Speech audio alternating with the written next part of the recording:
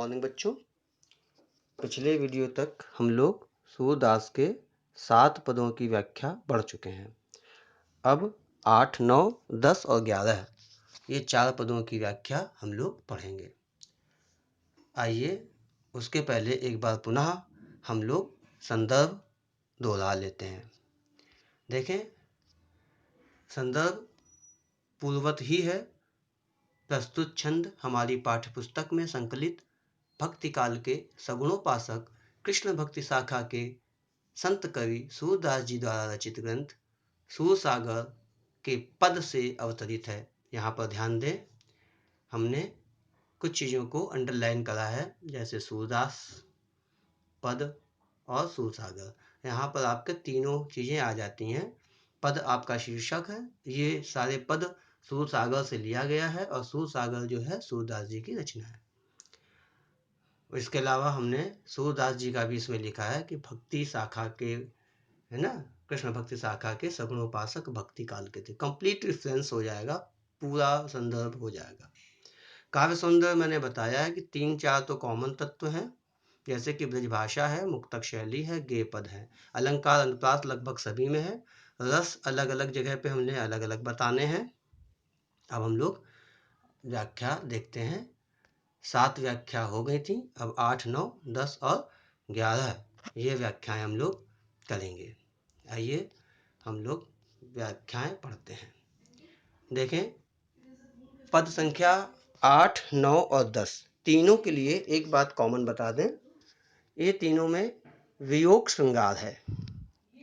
इन तीनों में जब उद्धव जाते हैं गोपियों के पास ज्ञान और योग की बात करने सिखाने, जैसा कि मैंने पहले बताया था कि कृष्ण जी ने उद्धव जी को भेजा था, तो गोपियाँ बहुत सारे व्यंग करती हैं और दुखी होती हैं।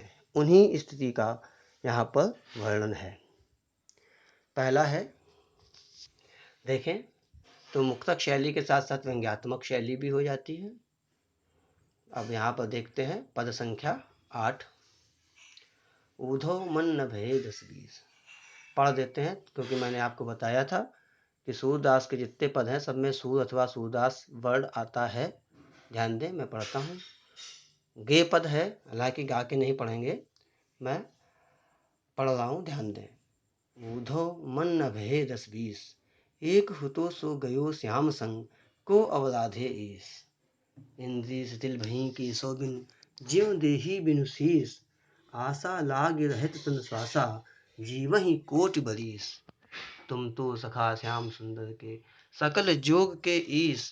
सूर, देखो यहाँ पर आप सूर वर्ड आया, इस जगह आप देखें लास्ट में सूर।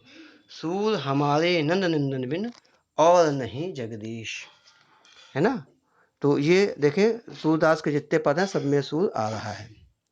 अब देखें, गोपियाँ उद्धव से कहती हैं कि हे उद्धव, मन जो है वो 10-20 नहीं होते, एक मन होता है, और वो एक हो तो एक ही था। सो गयो श्याम संग, तो वो मन जो है श्याम के साथ चला गया। जब श्याम यहाँ से मथुरा पधारे थे, गए थे, तब हमारा मन भी उन्हीं के साथ चला गया था। अर्थात मन जो है, ध्यान दें, तो गोपियाँ कहती हैं कि हे उद्धव, मन 10-20 नहीं होते, एक ही मन था, तो वो श्याम के साथ चला गया जब वो है मथुरा गए थे, तो इसलिए कौन अवराधे ईस। तो यहाँ पे कौ है, कौर वर्ड नहीं है, कौन है। यहाँ पर भी आप गलत लिखा हुआ है, किताब में मिसप्रिंटिंग है, देख लेंगे। तो कौ अवराधे ईस, यानी जिस ईश्वर की, ईश की प्रार्थना करने के लिए तुम कह रहे हो, तो उसकी आराधना कौन करे। इंद्री शिथिल भई केशव बिनु ज्यों देही बिनु शीस। जो इंद्रियां हैं, पहले यहाँ देखें, इंद्रियां 10 होती हैं, 5 ज्ञानेंद्रिय, 5 कर्मेंद्रिय, उभय इंद्रिय, आँख कान नाक मुँह, ये हमारी इंद्रियां हैं। इनके द्वारा हम देखते हैं, सुनते हैं, एहसास करते हैं, ये सब इंद्रियां हैं। तो ये इंद्रियां शिथिल हो गई हैं, मतलब इन्होंने कार्य करना बंद कर दिया है, इनसे ठीक से कार्य नहीं होता है। इंद्रिय शिथिल भई केशव बिनु, बिना केशव के, जब से कृष्ण चले गए हैं तब से ना कुछ दिखाई देता है, ना कुछ सुनाई देता है। कहीं चलते हैं पैर कहीं ले जाते हैं, ज्यों देही बिनु शीस। क्या स्थिति है, दृष्टांत अलंकार भी आपको मिल रहा है। जैसे देही शरीर बिना सिर के, यानी सिर तो दिमाग है, वही तो इंस्ट्रक्शन देता है, लेकिन जब सिर ही नहीं है तो शरीर बेकार हो जाता है। तो ऐसे ही हमारी हालत हो गई है जब से कृष्ण यहाँ से पधारे हैं, जब से कृष्ण यहाँ से पधारे का प्रस्थान किए हैं। यहाँ से मथुरा को प्रस्थान, ब्रज में थे फिर मथुरा चले गए थे। इस पर भी बहुत बढ़िया उद्धव प्रसंग है, अभी फिलहाल उसकी चर्चा हम नहीं करेंगे। आशा लाग रहित तन श्वासा जीवहि कोटि बरिस। अच्छा, अब यहाँ पर देखें, आशा लगी रहती है और ये सांसें चल रही हैं इसी आशा में कि कृष्ण जी कभी तो आएंगे, और इसी आशा के सहारे ही हम लोग करोड़ों वर्ष तक जीवित रह लेंगे। मतलब और ईश्वर की आराधना, निर्गुण ब्रह्म की उपासना हम नहीं करेंगे जो आप कहने को कह रहे हो। आशा लाग रहत तन श्वासा जीवहि कोटि बरिस, और तुम तो सखा श्याम सुंदर के सकल जोग के ईश। और तुम तो श्याम सुंदर के यानी कृष्ण जी के मित्र हो, सकल जोग के ईश, संपूर्ण योग को, सकल संपूर्ण है योग को जानने वाले हो। तो क्या तुम्हें इतना भी नहीं पता? सूरदास कहते हैं कि गोपियां कहती हैं कि तुम तो श्याम सुंदर के सखा हो, समस्त योग के ज्ञाता हो, तो क्या तुम्हें ये भी नहीं पता है कि नंद नंदन बिनु और नहीं जगदीश, कि हमारे नंद नंदन के बिना, कृष्ण के बिना हमारा और कोई ईश्वर नहीं है, यानी हम और किसी भी ब्रह्म की उपासना हम नहीं कर सकते हैं। आइए अब हम लोग अगला पद देखते हैं, उसमें भी इसी प्रकार की बातें हैं। पद संख्या 9। यहाँ पर देखें, उद्धव और गोपियों का ही प्रसंग है। विरह का वर्णन है, वियोग की दशा है, और उद्धव को जो है गोपियां व्यंग करती हैं। क्या व्यंग करती हैं देखें। उद्धव जाओ तुम्हें हम जाने, श्याम तुम्हें है को नहीं पठियो, तुम हो बीच बुलाने। अरे उद्धव जाओ, तुमको हम पहचान गए, कृष्ण ने तुमको यहाँ नहीं भेजा है, हैं? श्याम ने तुमको यहाँ पर नहीं भेजा है, और तुम हो बीच भुलाने, यानी तुम रास्ता भूलकर इधर चले आए हो, भ्रमित होकर के यहाँ चले आए हो। आगे क्या कहते हैं, ब्रज नारिन सो योग कहत हो, बात कहत न लजाने। अरे ब्रज की स्त्रियों से योग करने की बात करते हो, जबकि अच्छे से जानते हो कि हम सब कृष्ण के दीवाने हैं, तब ब्रज की नारियों से योग की बात करते हो। तुम्हें शर्म नहीं आती, लज्जा नहीं आती, लाज नहीं आती? लजाने, बात कहत न लजाने, मतलब ये बात कहते हुए आपको शर्म नहीं आती? बड़े लोग ना विवेक तुम्हारे। अरे बड़े लोग हो भाई, हैं? हम लोग छोटे लोग, तुम बड़े लोग हो, लेकिन तुम्हारा विवेक नहीं है। ऐसे भय अयाने, बस ऐसे ही चले आए और जो मन में आया वो तुमने कह दिया। अरे हमसो कह लई हम सही कह, अरे हमसे तुमने ये बात कह दी, योग सीखो, ज्ञान की बात करी है, योग की बात करी है, निर्गुण ब्रह्म की बात करी है, लेकिन जी गुण लेहु सयाने। जी माने हृदय, गुण माने सीख लो, धारण कर लो। सयाने उनके लिए कहा है, मतलब तुम बड़े चतुर सयाने हो ना, विद्वान के अर्थ में। तो अरे हमारी ये बात अपने जी में धारण कर लो कि कहाँ अबला कहाँ दशा दिगंबर, कि कहाँ हम अबलाएं, ब्रज की स्त्रियां अबलाएं हैं, और कहाँ ये निर्गुण। अच्छा, यहाँ पर एक चीज देखनी है, थोड़ा शॉर्ट में उसको मैं बहुत ही शॉर्ट में बता रहा हूँ। ये दशा दिगंबर की जो बात कर रहे हैं, योग की जो साधना होती है उसके अंतर्गत जो क्रियाएं हैं उसको लेकर का है, कि कहाँ नग्न अवस्था है योग की और कहाँ हम अबलाएं हैं, मस्ट करो पहचाने। तो ये ऐसा का बात, ऐसी कार्य हम लोगों से मत कहो। हमसे तुमने कह दिया है तो हमने सह लिया, लेकिन अब ये हृदय में धारण कर लो कि ये बात किसी और से मत कहो। अच्छा, फिर क्या होता है कि उनको थोड़ा भ्रम होता है कि वास्तव में तो नहीं भेजा है कृष्ण जी ने, कहीं मजाक तो नहीं किया है उन्होंने। तो वही बात उनसे पूछते हैं, अच्छा साच कहो तुमको अपनी सौ, भूजत बात निदाने। अच्छा उद्धव, तुम बिल्कुल सच्ची सच्ची बात करो, तुम्हें अपनी सौ, सौ माने कसम, तुम्हें अपनी कसम है कि बूझत बात निदाने, कि जब तुमसे बात कर रहे थे कृष्ण, जब तुमसे पूछ रहे थे तो उस समय क्या हुआ, सूर श्याम जब हैं तुम्हें पठयो, तब नेको मुस्काने। अच्छा, तुमसे ये बात हम पूछ रहे हैं समझने के लिए कि क्या जब कृष्ण जी ने तुम्हें यहाँ भेजा तो क्या थोड़ा सा भी मुस्कुराए थे, हैं? अगर वो हंसे थे तो इसका मतलब क्या हुआ कि उन्होंने मजाक करा है, सीरियसली तुम्हें यहाँ पर, गंभीरता पूर्वक तुम्हें यहाँ पर नहीं भेजा है ना? तो इस प्रकार से गोपियाँ जो हैं उद्धव को उल्हाना दे रही हैं। और ऐसे कई प्रसंग हैं जहाँ पर गोपियों ने उद्धव को उल्हाना दिया है। एक प्रसंग है कि तुम तो व्यापारी हो, व्यापार करने आए हो, और तुम्हारा ये जो योग है, ज्ञान की बात जो बता रहे हो, योग की, निर्गुण ब्रह्म की, ये जो है गुदड़ी है, यहाँ पे इसे कोई नहीं लेगा। ऐसे बहुत सारे प्रसंग इन्होंने कह रखे हैं।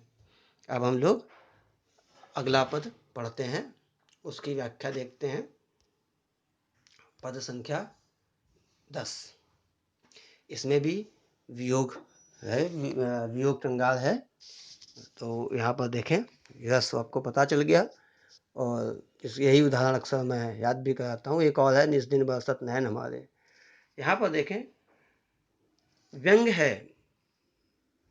यहाँ पर भी उन्होंने निर्गुण ब्रह्म पर व्यंग किया है।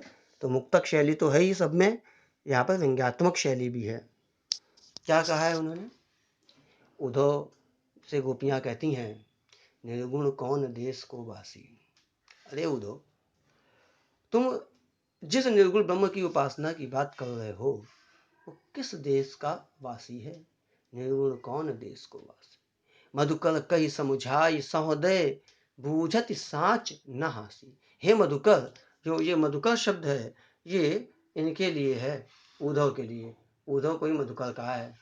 कही समुझाई, मुझे समझाओ, मुझसे कहो। सहोदय, कसम दे रहे हैं। बूझत साँच, हम सच्ची सच्ची पूछ रहे हैं। न हासी, हंसी नहीं है। हे उद्धव, जिस निर्गुण ब्रह्म की तुम उपासना के लिए हमसे कह रहे हो, तुम मुझे ये बताओ कि वो किस देश में रहता है, ये मुझे समझाओ। और हम सच्ची पूछ रहे हैं, हंसी नहीं कर रहे हैं। सच सच बताओ। को है जनक, कौन है जननी, कौन नारी को दासी। कैसो बरन भेष है, कैसो कहीं रस में अभिलाषी। कि बताओ उसका जनक कौन है, यानी पिता। माता कौन है, जननी। और नारी कौन है, पत्नी। और दासी कौन है। कि जिस निर्गुण ब्रह्म की तुम उपासना की बात कर रहे हो वह किस देश में रहता है, उसका माता पिता कौन है, पत्नी कौन है, दासी कौन है। कैसो बरन वेश है, कैसो वेशभूषा कैसी है, और किस रस में अभिलाषी, और किस प्रकार का रस यानी पूजा पद्धति चाहता है, किस प्रकार के रस का वो इच्छुक है। पावोगे पुण्य कियो आपन, जोरे करोगे घासी। सुनत मौन है रहो बावरो, सूर सब मति नासी। अपने किए की सजा पाओगे अगर तुम हंसी मजाक करोगे, ठिठोली करोगे, जो रे करोगे घासी है। अगर सही सही नहीं बताओगे तो तुम्हें अपने किए की सजा मिलेगी। घासी माने छल कपट। अगर तुम कपट करोगे और सही नहीं बताओगे तो तुम्हें अपने करे की सजा मिलेगी।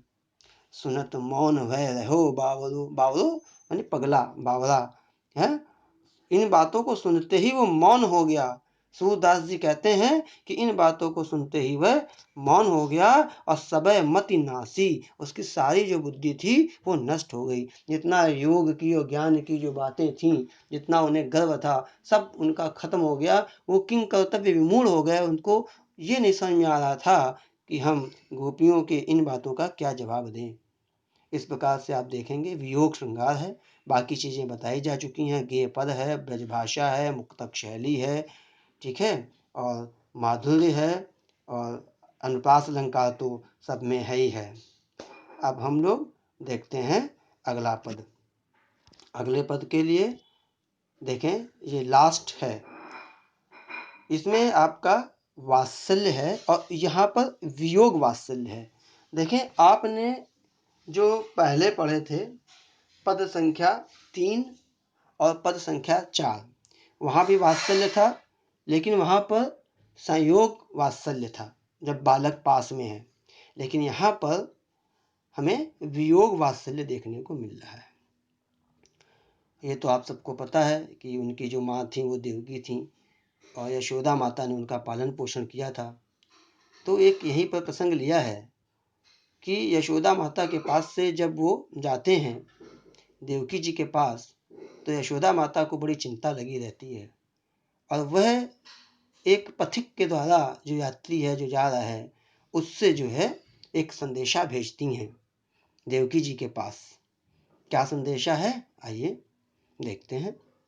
संदेशो देव की सो कहियो, हाँ तो धाय तिहारे सुत की, दया करत ही रहे हो। हे पथिक, ये संदेशा देवकी से कहना कि मैं तुम्हारे सुत की, बेटे की, है सुत माने बेटा, कि मैं तुम्हारे बेटे की धाय हूँ, सुत माने बेटा, लेकिन फिर भी दया करते रहना, यानी जो हम कह रहे हैं तो नाराज मत होना। आप माँ हो, हम तो धाय माँ हैं, आप हम ज़्यादा जानते हो, फिर भी मुझसे रहा नहीं जा रहा। यद्यपि टेव तुम जानती उनकी, टेव माने आदत, यद्यपि तुम उनकी आदत को जानती हो तब मोहि कई आवे, फिर भी मुझसे रहा नहीं जा रहा है, फिर भी मैं आपको बता रही हूँ। क्या बता रही हूँ? प्रात होत मेरे लाड लड़ेते, माखन रोटी भावे, कि सुबह होते ही होते मेरे जो लाड लड़ेते हैं, मोहन जी हैं, कृष्ण जी हैं, उनको माखन रोटी अच्छी लगती है, सुबह उठते ही माखन रोटी खाते हैं। अब देखें बाल स्वभाव, नहाने में तो आप देखते हो सारे बालक भागते हैं, ऐसे ये भी भागते हैं। देखो भागने भागना एक ही बात है यहाँ पर। तेल उबटनो और तातो जल, ताही दे की भज जाते, यानी भाग जाते हैं। नहाने की तैयारी हो रही है, तेल उबटन और गर्म पानी देखते हैं, उसे देखते ही वो भाग जाते हैं। और जोई जोई मांगत सोई सोई देती, क्रम क्रम करी के नहाते, फिर उनका जो हट है, जो मांगते हैं वही देते रहते हैं, और तब जाकर कहीं धीरे धीरे वो नहाते हैं। ऐसे ही शायद एक रहा होगा उदाहरण, मैया मैं तो चंद्र खिलौना ले हूँ, एक पत्ता। खैर यहाँ पर तो है कि जो मांगे, मक्खन रोटी मांगे या जो खिलौना मांगे, जो मांगे उनको देते जाते हैं, तब जाकर धीरे धीरे वो नहाते हैं। सूर पथिक सुन मोहि रैन दिन, सूरदास कहते हैं कि यशोदा माता कहती हैं कि हे पथिक, जाके कहना कि मोहि मुझको, रैन दिन रात दिन, बढ़ो रहत उर सोच, उर माने होता है हृदय, मैंने हृदय में सोच यानी चिंता बनी रहती है।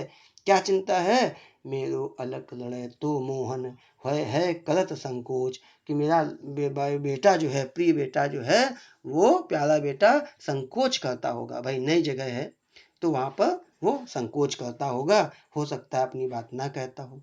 तो हे उद्धव, हे पथिक, जाकर संदेशा मेरा देवकी से कहना कि आप यद्यपि उसकी माँ हो, मैं तो धाय माँ हूँ, फिर भी नाराज ना हो, मुझसे रहा नहीं जाता है। यद्यपि आप उसकी आदतों को जानती हो, फिर भी मुझसे कहा जा रहा है, फिर भी मैं अपने मन के लिए कह रही हूँ कि प्रातः होते ही उसको, मतलब कृष्ण को, मेरे लाड लड़े थे मोहन को क्या चाहिए? माखन रोटी और तेल उपटना और गर्म पानी देख करके वो भाग जाते हैं, और जो जो मांगते हैं तो देते हैं, तब धीमे धीमे नहाते हैं। तो ये बातें उन्हें आप बता देना कि मेरे हृदय में यह सोच बनी रहती है कि वो संकोच करते होंगे। इस प्रकार से आप देखें समस्त पदों की व्याख्या आपकी हो गई है, और काव्य सौंदर्य भी हो गया है, संदर्भ प्रसंग भी हो गया है। आप इसको प्रॉपरली तैयार करें, ये इम्पोर्टेंट है।